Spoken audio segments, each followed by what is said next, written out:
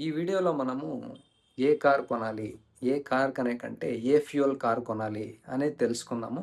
ఎందుకంటే ఈ మధ్య కాలంలో చాలామందికి కన్‌ఫ్యూజన్ వచ్చేసిందనమాట. చాలా డౌట్స్ కూడా ఉన్నాయి. పెట్రోల్ కార్ కొనాలా? డీజిల్ కొనాలా? సీఎన్‌జీ కొనాలా? హైబ్రిడ్ కొనాలా? లేకపోతే ఇప్పుడు చాలామంది కొద్ది రోజుల నుంచి ఎక్కువ బజ్ అవుతాంది కదా! న్యూస్ ఒకటి. ఫ్లెక్స్ ఫ్యూయల్ అనేసి. అంటే ఫ్లెక్సిబుల్ ఫ్యూయల్ వెహికల్స్ అనమాట. అంటే దాంట్లో ఎథనాల్ పర్సెంటేజ్ ఎక్కువ వాడొచ్చనమాట. దాన్నే ఫ్లెక్స్ ఫ్యూయల్ వెహికల్ అంటారనమాట.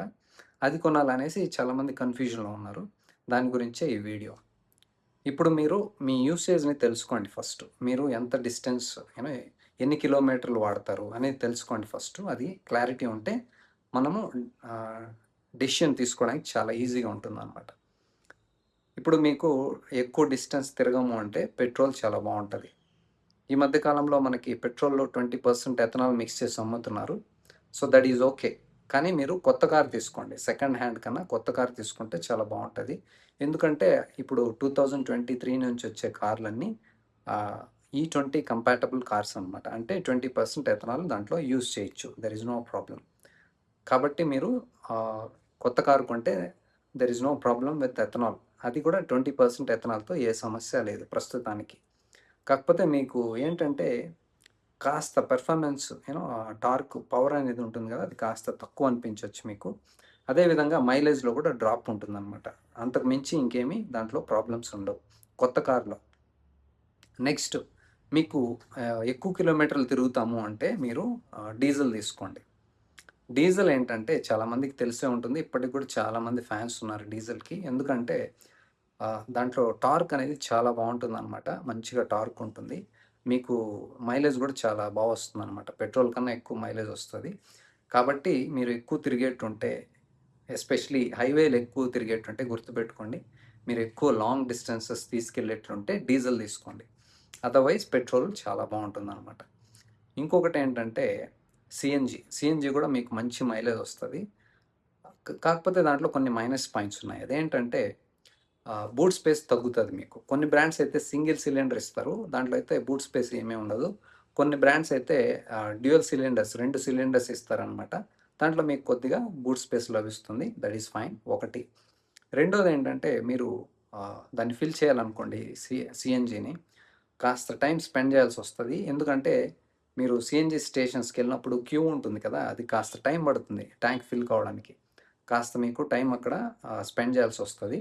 అదే విధంగా మీరు గ్యాస్ ఫిల్ చేసేటప్పుడు కార్‌లో ఎవరు ఉండకూడదు. బయట దిగేయాల్సొస్తుంది.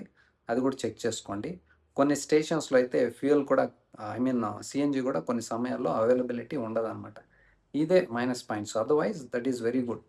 మంచిగా మీకు మైలేజ్ వస్తది. చాలా బావుంటుంది. ఎక్కువ తిరిగేట్టుంటే మీరు సీఎన్‌జీ కార్‌ని కూడా చూజ్ చేసుకోవచ్చు.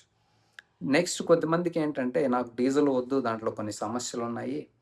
ఆహ్, నాకు సీఎన్‌జీ కూడా వద్దు. నాకు మైలేజ్ ఎక్కువ కావాలి అని చూసే వాళ్ళకి ఇంకొక ఆప్షన్ ఉంది. అదే హైబ్రిడ్ అనమాట. హైబ్రిడ్ అనేది చాలా మంచి ఆప్షన్ ఇప్పుడు. నాకు తెలిసి గవర్నమెంట్ గూడా టాక్సెస్ తగ్గించాలి దానిపైన. కానీ మన వాళ్ళు ఎలక్ట్రిక్ కార్స్ పైనే టాక్స్ తగ్గించారు గానీ, హైబ్రిడ్ పైన తగ్గించలేదు. నాకది అర్థమే కాదు. మీకు మంచిగా మైలేజ్ వస్తుంది.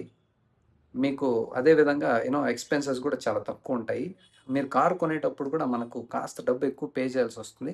కాకపోతే మీకు అది మైలేజ్‌లో రికవర్ చేసుకోవచ్చు. మంచిగా మైలేజ్ వస్తదది.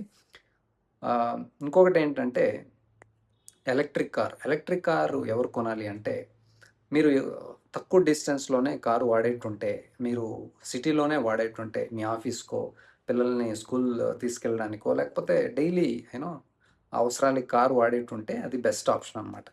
ఎందుకంటే మీరు లాంగ్ డిస్టెన్సెస్ తీసుకెళ్ళినప్పుడు ఆ రేంజ్ యాంగ్జైటీ అనేది ఒకటుంటుంది. ఛార్జింగ్ పాయింట్స్ కూడా ఉన్నాయా, ఎక్కడున్నాయో తెలీదు మనకి. కొన్ని ప్లేసెస్‌లో ఉంటాయి. కానీ అవి ఛార్జింగ్ అవైలబిలిటీ ఉండదు. అది కాస్త కొన్ని సమస్యలున్నాయి. ఎలక్ట్రిక్ వెహికల్స్‌ని లాంగ్ డిస్టెన్సెస్‌కి తీసుకెళ్లాలంటే ఇంకాస్త టైం పడుతుందనమాట. ఈ ఇన్‌ఫ్రాస్ట్రక్చర్ అంతా డెవలప్ కావడానికి. ప్రస్తుతానికైతే మీరు లోకల్‌లో తక్కువ డిస్టెన్సెస్‌లో తిరిగేటుంటే ఎలక్ట్రిక్ కార్ తీసుకోవడం చాలా బావుంటుందనమాట. దాంతో పాటు మీరు ఎలక్ట్రిక్ కార్ కొనాలి అంటే మీకు ఛార్జింగ్ చేయడానికి మీకు ఇంట్లో పార్కింగ్ స్పేస్ కూడా ఉండాలి. అది కూడా ఉందా లేదా అని చెక్ చేసుకొని తర్వాతే కార్ తీసుకోండి. ఇంకొకటి ఏంటంటే కారు ఫ్లెక్స్ ఫ్యూయల్ కార్స్ అని చెప్పాను కదా! అది ఈ మధ్య కాలంలో వస్తున్నాయన్నమాట. ఒకటే లాంచ్ చేశారులెండి ఫ్యూ డేస్ బ్యాక్. అదేంటంటే Maruti Suzuki WagonR flex fuel కార్‌ని లాంచ్ చేశారనమాట. చాలా మందికి తెలిసే ఉంటుంది వాట్ ఈస్ ఫ్లెక్స్ ఫ్యూయల్ అనేసి. దీంట్లో ఏంటంటే మీరు 100% పెట్రోల్ వాడినా అది పనిచేస్తుంది. No problem. ఇప్పుడు మన దగ్గర ఏముంది పెట్రోల్ అవైలబిలిటీ E20 ఉంది. అంటే 80% పెట్రోలు, 20% ఎథనాల్ ఉంది దాంట్లో. మీరు అది వేసినా అది పనిచేస్తుంది. ఇన్ కేస్ ఫ్యూచర్‌లో E30 లేకపోతే E50 లేకపోతే E60 లేకపోతే E80 వచ్చిందనుకోండి. గవర్నమెంట్ చెబుతున్నారు ఫ్యూచర్‌లో ఫ్లెక్స్ ఫ్యూయల్ వెహికల్స్‌ని తీసుకొస్తామని. అంటే ఆ పెట్రోల్ అనేది ఉంది కదా! దాంట్లో 85% ఎథనాలు, మిగిలింది పెట్రోల్ అనమాట. జస్ట్ 15% పెట్రోల్ వేసినా అది పనిచేస్తుందనమాట. దాన్ని ఫ్లెక్స్ ఫ్యూయల్ వెహికల్స్ అంటారు. ఇప్పుడు ఒకటైతే లాంచ్ చేశారు. నాకు తెలిసి కొద్ది రోజుల్లో మేబీ ఈ ఇయర్ ఎండ్ లోపలనే అన్ని బ్రాండ్స్ కొన్ని కార్లు లాంచ్ చేయబోతున్నారు ఫ్లెక్స్ ఫ్యూయల్ కార్స్‌ని. సో, అది కూడా మంచి విషయమే. దాంట్లో కూడా కొన్ని ప్లస్ పాయింట్స్ ఉన్నాయి. మైనస్ పాయింట్స్ కూడా ఉన్నాయన్నమాట. ఎమిషన్స్ తగ్గుతుంది. పొల్యూషన్ తగ్గుతుంది. మనం ఇంపోర్ట్ చేసుకుంటున్నాం కదా! పెట్రోలు, డీజిలు అది కూడా కాస్త తగ్గుతుందనమాట. అదే విధంగా ఈ డబ్బులన్నీ కూడా మన ఫార్మర్స్‌కే వెళ్తాయి. ఉద్యోగ అవకాశాలు కూడా పెరుగుతాయన్నమాట. దాంతో పాటు కొన్ని మైనస్ పాయింట్స్ కూడా ఉన్నాయి. వాటర్ ఎక్కువ వాడేస్తున్నారు వీటికి, క్రాప్స్‌కి, పంటలకనేసి కూడా అది కాస్త ఉందనమాట. బట్ ఎనీవేస్ ఫ్యూచర్‌లో ఏమవుతుందో చూద్దాము. ప్రస్తుతానికైతే మనం మన దగ్గర ఉన్న అవైలబిలిటీ ఇదే అనమాట. పెట్రోలు, డీజిలు, సీఎన్‌జీ, హైబ్రిడు, తర్వాత ఇదనమాట ఫ్లెక్స్ ఫ్యూయల్ వెహికల్స్. మీకు ఆప్షన్ చెప్పాను కదా! మీరు తక్కువ కార్ వాడేటుంటే పెట్రోల్ తీసుకోండి. ఆ పెట్రోల్‌లో గూడా మీకు మంచిగా మైలేజ్ రావాలి అంటే న్యాచురల్లీ యాస్పిరేటెడ్ ఇంజిన్ తీసుకోండి. దాంట్లో కూడా మీకు కన్వీనియంట్‌గా ఉండాలి, సౌకర్యంగా ఉండాలి అంటే ఆటోమేటిక్ తీసుకోండి. ఆటోమేటిక్‌లో కూడా సీవీటీ గానీ, టార్క్ కన్వర్టర్ గానీ తీసుకోండి. చాలా బావుంటాయన్నమాట. ఏజీఎస్ ఏంటి అంటే కాస్త జెర్క్స్ ఉంటుంది. ఆ గేర్ చేంజ్ అయ్యేటప్పుడు కాస్త డిలే ఉంటుందన్నమాట. అదొకటి. మీకు పెట్రోల్‌లోనే నాకు న్యాచురల్లీ యాస్పిరేటెడ్ ఇంజిన్ వద్దు, పవర్‌ఫుల్ కావాలి నాకు. పవర్‌ఫుల్ ఇంజిన్స్ కావాలి, ఫన్ టు డ్రైవ్ ఇంజిన్ కావాలి అంటే మీరు టర్బో తీసుకోండి. టర్బో తీసుకుంటే ప్లస్ పాయింట్స్ కొన్ని ఉన్నాయి, మైనస్ కూడా ఉన్నాయి. ప్లస్ పాయింట్స్ ఏంటంటే ఇన్‌స్టాంట్ పవరు, టార్క్ దొరుకుతుంది మీకు. కాకపోతే ఒకే ఒక మైనస్ పాయింట్ ఏంటంటే దాంట్లో ఇనిషియల్ లాగ్ అనేది ఒకటి ఉంటుందన్నమాట. అదొక్కటే. మీరు ఎక్కువ సిటీల్లో బంపర్ టు బంపర్ ట్రాఫిక్‌లో వాడేటప్పుడు టర్బో లాగ్ అంటాము. జెర్క్ లాగా వస్తుందనమాట అది. అది కాస్త ఇబ్బందిగా ఉండొచ్చు మీకు. మీరు టెస్ట్ డ్రైవ్ చేయండి. టార్క్ కన్వర్టర్ అయితే కొన్నింట్లో ఆ సమస్య ఉండదు. But still you can notice it అనమాట. అదొకటి తప్పితే మిగతా అంతా చాలా బావుంటది. మైలేజ్ కాస్త తక్కువుంటుంది compare to naturally aspirated engine. మీకు డీజిల్‌లో అయితే కూడా మాన్యువల్ అయినా తీసుకోండి, ఆటోమేటిక్ అయినా తీసుకోండి. Same case. మీకు ఆటోమేటిక్‌లో మంచి ఎక్స్‌పీరియన్స్ కావాలంటే టార్క్ కన్వర్టర్ తీసుకోండి. చాలా బావుంటుంది. చాలామంది సీవీటీ ఆఫర్ చేయట్లేదు డీజిల్‌లో.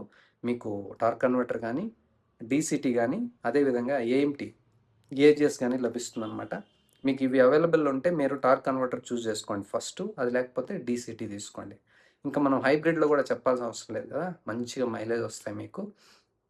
ఇప్పుడు నాకు తెలిసి గవర్నమెంట్ ఫ్యూచర్‌లో టాక్స్ తగ్గిస్తుందని అనుకుంటున్నాను. చూద్దాం అదేం జేస్తారో. అది కూడా ఈక్వల్ టు ఎలక్ట్రిక్ వెహికల్ లేకపోతే కొద్దిగా టాక్స్ పెంచి ఆహ్, మనకు కూడా ఎంకరేజ్ చేస్తే చాలా బావుంటది. పొల్యూషన్ గూడా తగ్గుతుంది గదా! సో, మనం మైలేజ్ గూడా పెరుగుతుంది గాబట్టి పెట్రోల్, డీజిల్ ఖర్చు మనం వాడకం గూడా తగ్గుతది కాబట్టి ఎన్విరాన్మెంట్‌కు మంచిదే కాబట్టి టాక్స్ అనేది తప్పకుండా తగ్గించాల్సిన అంశం అనమాట అది. సో, మీకైతే ఇవ్వండి options based on your usage తీసుకోండి. ఇంకోటి గుర్తుపెట్టుకోండి. ఏ కార్ తీసుకున్నా గానీ, ఏ కార్ తీసుకోవాలనుకున్నా గానీ first multiple times test drive చేయండి ఒకటి. రెండో ఇంపార్టెంట్ థింగ్ ఏంటంటే సేఫ్టీ ఉందా లేదా అని చెక్ చేసుకోండి. 5 స్టార్ సేఫ్టీ ఉండాలి. మూడో ఇంపార్టెంట్ థింగ్ ఏంటంటే రైడ్ అండ్ హ్యాండ్లింగ్ బావుందా లేదా అని చెక్ చేసుకోండి. చాలామంది పట్టించుకోరనమాట ఇవి. తర్వాత రిలయబిలిటీ ఉందా లేదా? ఆఫ్టర్ సేల్ సర్వీస్ ఎలా ఉంది? అని కొద్ది రోజులు స్పెండ్ చేసి మీ ఫ్రెండ్స్‌ని, రిలేటివ్స్‌ని అడిగి తెలుసుకోండి. హిస్టరీ ఎలా ఉంది? మీ ఎక్స్‌పీరియన్స్ ఎలా ఉంది? అని ఎక్స్‌పర్ట్స్‌ని అడిగినా వాళ్ళు చెబుతారనమాట. కార్ కొనేటప్పుడు కాస్త టైం స్పెండ్ చేయండి. తొందరపడి కారు కొనకండి. మీరు చూస్తూనే ఉంటారు కదా! న్యూస్‌లో కూడా చాలామంది కార్లు కొని చాలా ఇబ్బంది పడుతూ ఉంటారు. అది రిలయబుల్‌గా లేకపోవడం, ఆఫ్టర్ సేల్ సర్వీస్ బాలేకపోవడం ఇలాంటి సమస్యలు చాలా ఉంటాయి. కాబట్టి మీరు ఫస్టు టైమ్ స్పెండ్ చేసి, టెస్ట్ డ్రైవ్ చేసి ఆహ్, ఆహ్, మీ ఫ్రెండ్స్ దగ్గరో, రిలేటివ్స్ దగ్గరో అడిగి కనుక్కొని తర్వాతే ఫైనల్ డెసిషన్ తీసుకోండి.